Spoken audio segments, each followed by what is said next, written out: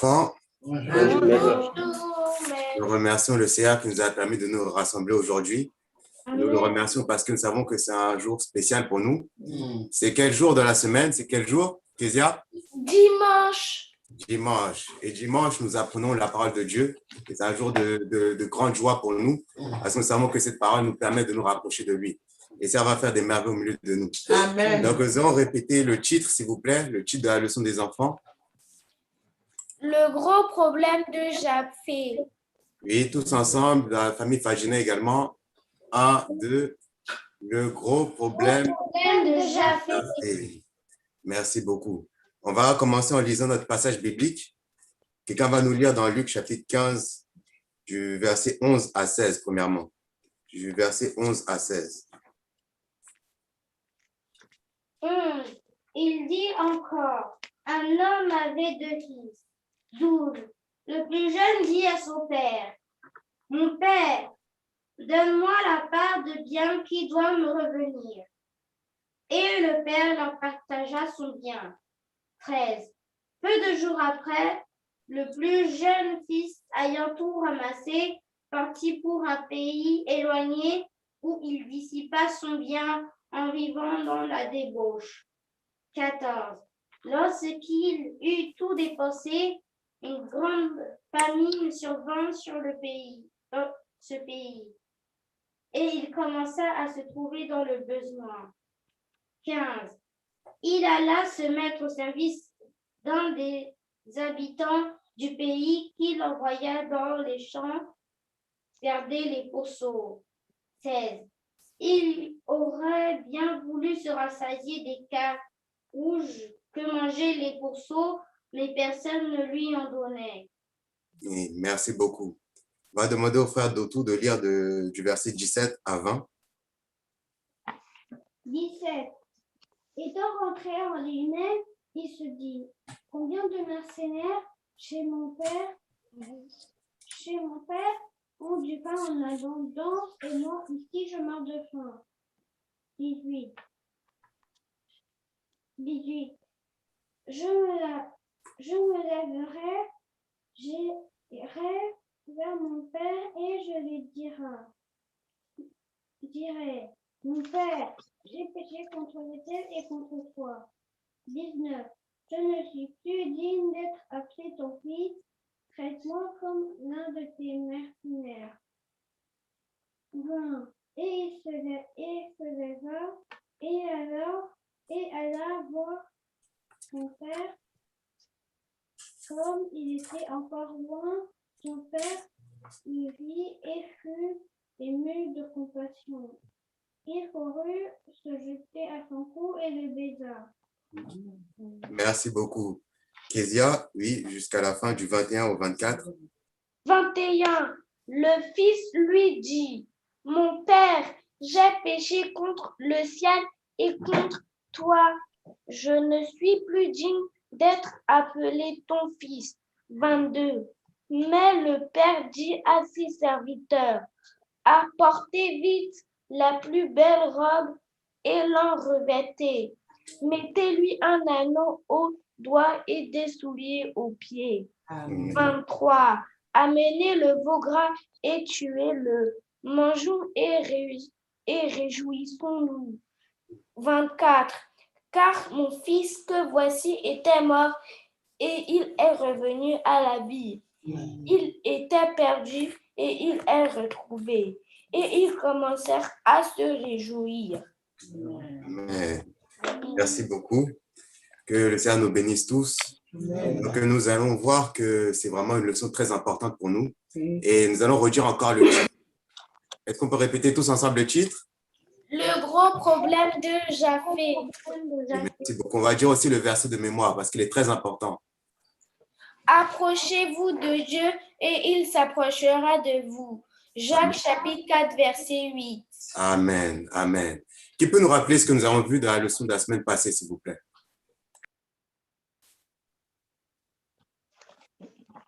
Ça nous a parlé d'une brebis qui s'était perdue et après elle avait commencé à baiser et jusqu'à son bel entrée, son maître lui a entendu. Et après, son maître lui a récupéré. Oui, merci beaucoup. Nous voyons que c'est la suite de cette leçon. Nous voyons encore que, comme le chant nous dit, c'est possible de errer très loin de mon Dieu, mais nous voulons revenir. Nous ne voulons même pas partir. Nous voulons demeurer sous l'abri du Très-Haut. Que le Seigneur nous permette de pouvoir le faire, que le Seigneur nous permette de pouvoir demeurer avec lui. Amen. Et que le Seigneur nous aide à travers toutes ces leçons. Donc, nous allons commencer. Qui peut nous dire qu'est-ce que nous voyons dans cette image? On voit dans cette image 3 personnes et la personne qui est au milieu donne un sac,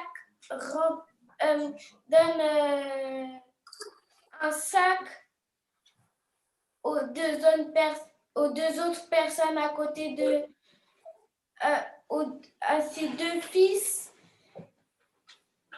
Merci beaucoup. Nous voyons qu'il y avait un père et qui avait 2 fils. Et le plus jeune, le fils cadet, a demandé de pouvoir recevoir son héritage. Et nous avons vu que ce n'était pas une bonne chose qu'il a demandé. De la même manière aussi, comme nous avons vu la semaine passée, lorsque nous prions, nous ne devons pas demander n'importe quoi à Dieu. Nous devons faire attention à ce que nous demandons. Nous devons faire attention à ce que nous demandons à notre Père. Son Père a accordé ce qu'il a demandé. Est-ce qu'il lui a donné? Oui. Oui, il lui a donné. Mais nous voyons que nous devons faire vraiment très attention à ce que nous demandons. Nous devons demander de bonnes choses. Parce que là, à la suite de la leçon, nous voyons que ce qu'il a demandé, ce n'était pas forcément une bonne chose. Nous allons voir ici, qu'est-ce que nous voyons dans cette image? Que le fils aîné regarde par une fenêtre. Oui, merci beaucoup. Nous voyons que nous aussi, en tant qu'enfants, nous devons faire attention à nos yeux. Nous devons faire attention à ce que nous regardons.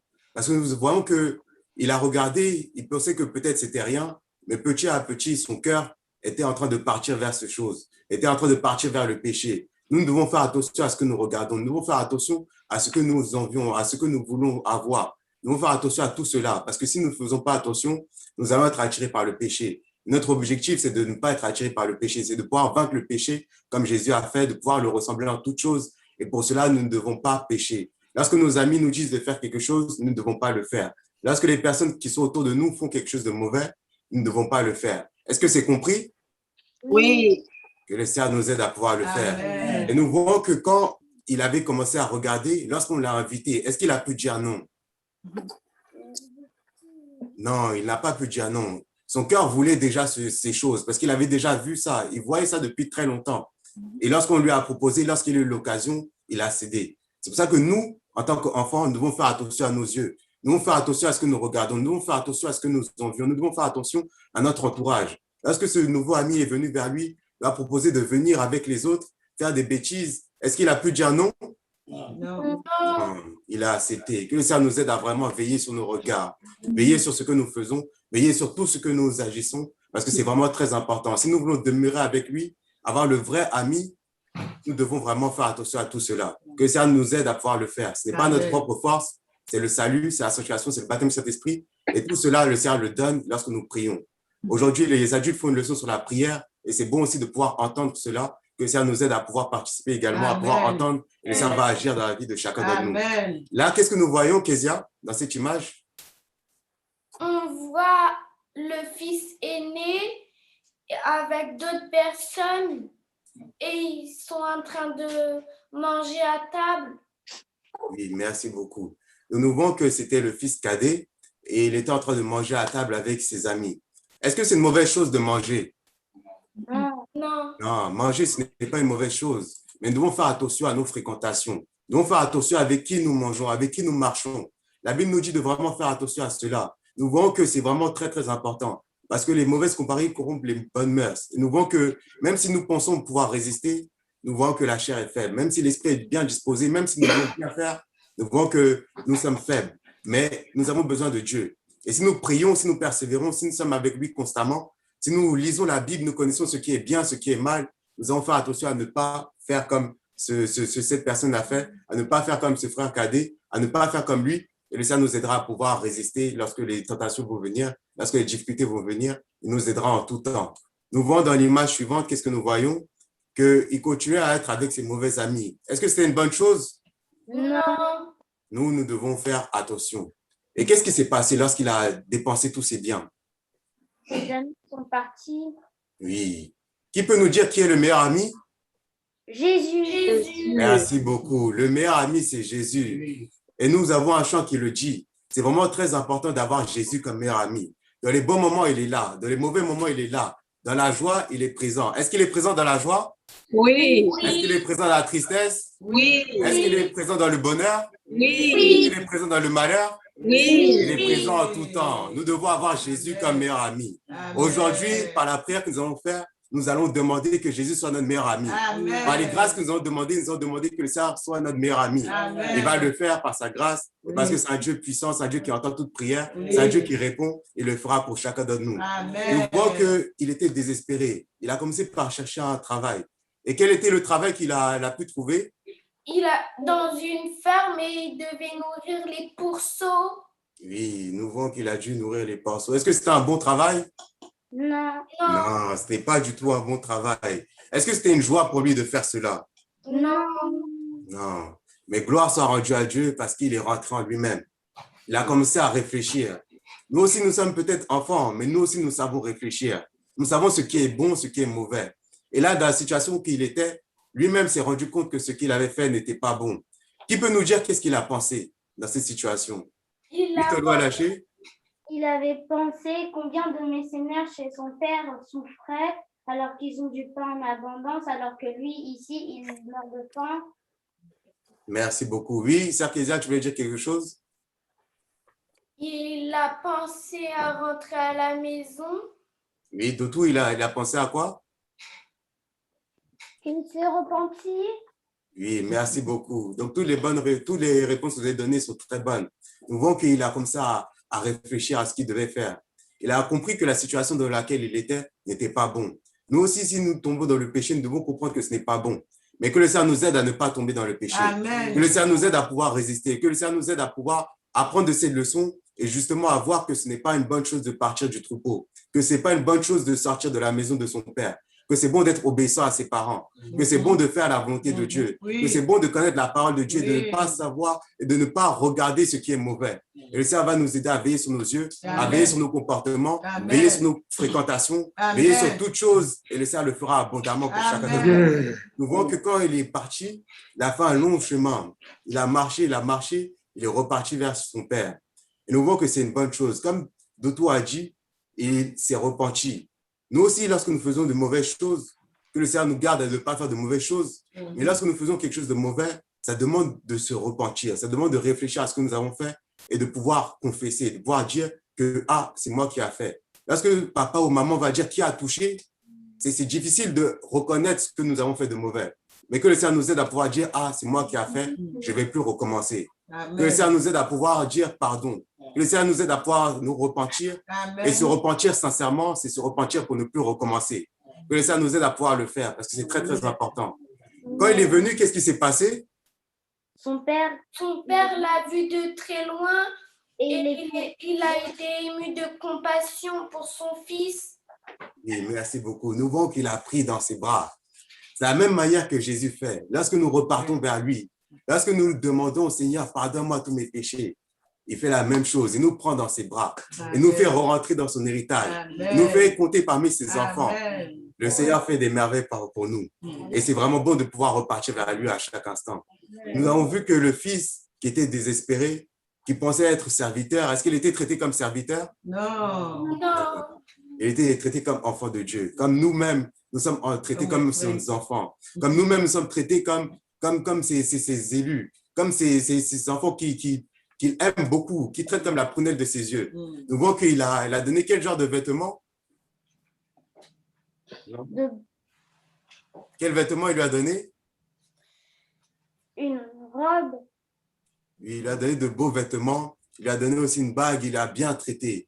Nous voyons que de la même manière, lorsque nous revenons vers le Seigneur nous traite bien. Mais notre part à nous, c'est de pouvoir rester, de demeurer dans la maison du Seigneur. Que le Seigneur nous fasse vraiment demeurer dedans.